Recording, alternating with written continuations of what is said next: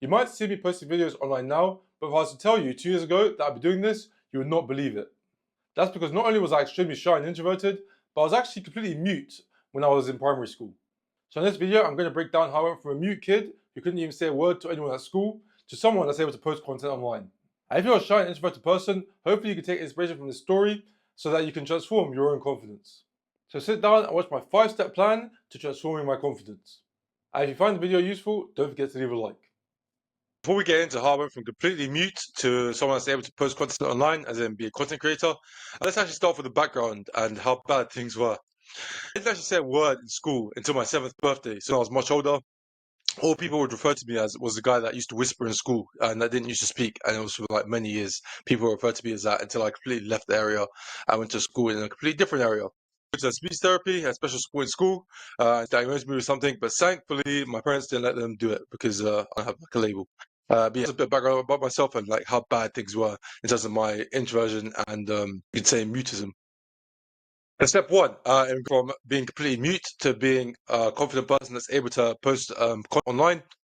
Someone was losing weight. Losing weight will always get you more confident. That's because when you lose weight, you're more healthy, have high levels of testosterone. Although when you're like 5 years old, testosterone this doesn't really apply to you.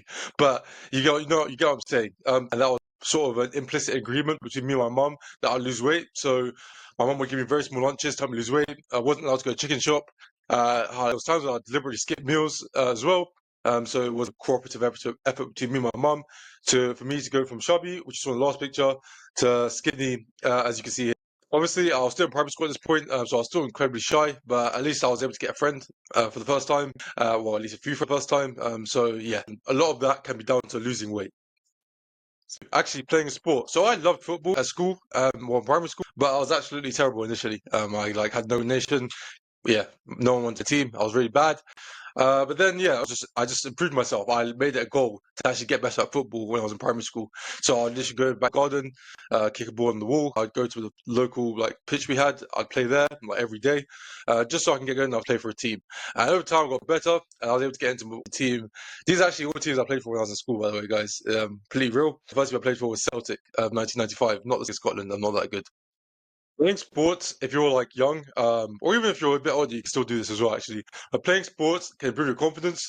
One, from through competence, as in if you're actually good at that sport, or you get good at that sport, you become more confident, and that carries over to other areas of your life. Two, you're actually socializing with people that have common interests with you, and you are so by being social with these people, you increase your social skills. You reduce any social anxiety you may have because you're actually more comfortable with people you're playing in a sports team with.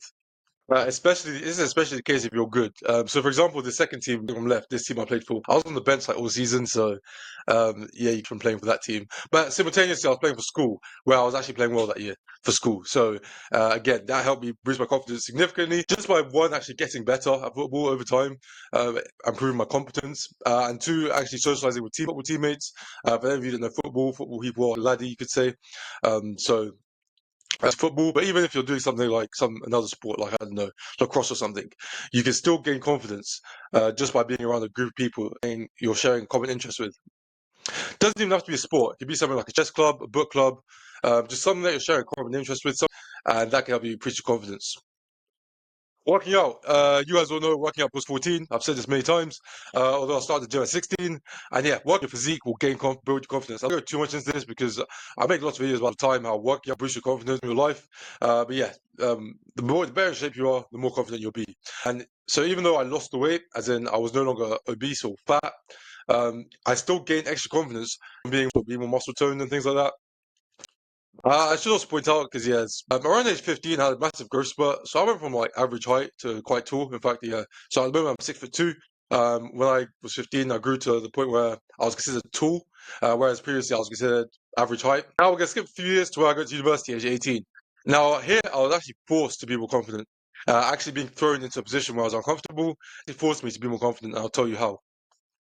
I agreed with my parents that I wouldn't live at home during university, even though I studied in London. And I was living in a place with people I didn't know, and I was meeting them for the first time. So this forced me to be in social situations I was not comfortable with. Now there are two ways this can go. You can let the social situation consume you. You can be miserable all the time by not engaging in social situations, or you can take the challenge and actually force yourself to be more confident. I chose the latter option, forcing myself to be more confident. And because I needed to be more confident, it kind of made me confident. So how you can apply this, as in, if you put yourself in a situation where you have to be social, where you have to be confident, repeated exposure to these situations will make you more confident. Even if I know, like, they get a bad reputation, especially if you're in a fitness community, but even something like a bar, where wants to be around people, yes, the people there might not be the greatest people, you could say. You can still learn a lot just from being in such a situation with the person. And that's how I was able to get more confident. In fact, I'll say this is probably the biggest growth in my confidence, actually going to university and being forced to be in such a situation with people who I didn't know. So yeah, now we're gonna go through a time where I set back in terms of my confidence. I'm socially awkward, introverted. Well, going back to that person again. During this accident, which in 2020. So this period in 2020 was very good for me in terms of bodybuilding and nutrition. Before, I was just eating whatever. I didn't know anything about nutrition. Didn't really know much about training. I was just kind of going to the gym for years, just enjoying it, not really knowing what was optimal. But during this time, because obviously we're stuck at home, couldn't really do anything, I just spent my time educating myself on bodybuilding and nutrition. Just be watching lots of YouTube videos. I spent so much time watching these videos from guys like Jamie Etier, also watching Jeff Dippard at the time. Greg Doucette, another one that was a big influence on me. He was the biggest influence on me because, yeah, he used to always say, train harder than last time. And that was probably like a really big influence on me in terms of my own training.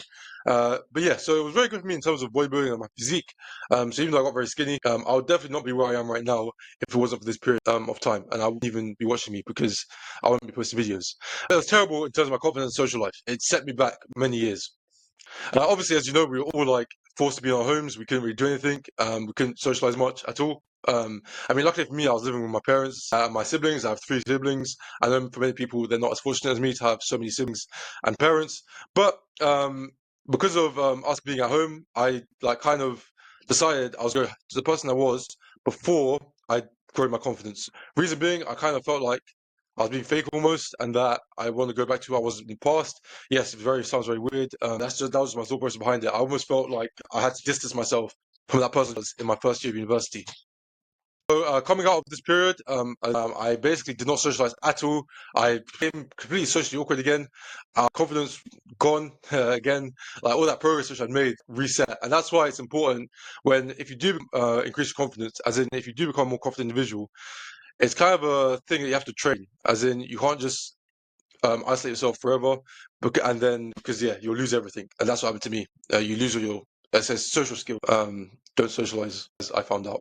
But the reason I got out of this, the reason I decided I need to increase my confidence again and get back to the person I developed into becoming after my first year of uni, is because necessity. I need confidence to survive. Now, yeah, obviously that's an exaggeration. In order to get a job, in order for me to find a partner, in order for me to actually not be depressed 24/7, I realized that I couldn't just someone that locked myself in the room 24/7, that didn't speak to anyone outside of my family. And yeah, I realized it was something I need to change. And out of necessity, and that's what I want to get to you guys, is that if you make it a necessity, you will change. If it's something you need to have, you will change. Not something you want, but something you need. I made it a priority to increase my social skills again, become more confident again, because otherwise I was just going to suffer in life. Just so I could boost my confidence as quick as possible. So yeah, that was step 5 in making me become more confident. So hope you enjoyed the video. If you did, feel free to leave a like, as it does help me. And why not follow me for more fitness content, especially if you're shy and introverted person who wants to build the confidence, because that's the type of person I want to help. But really, fitness content applies to everybody. So even if you're the most loudest person in the room, still feel free to subscribe to my channel. As yeah, my fitness tips help everybody.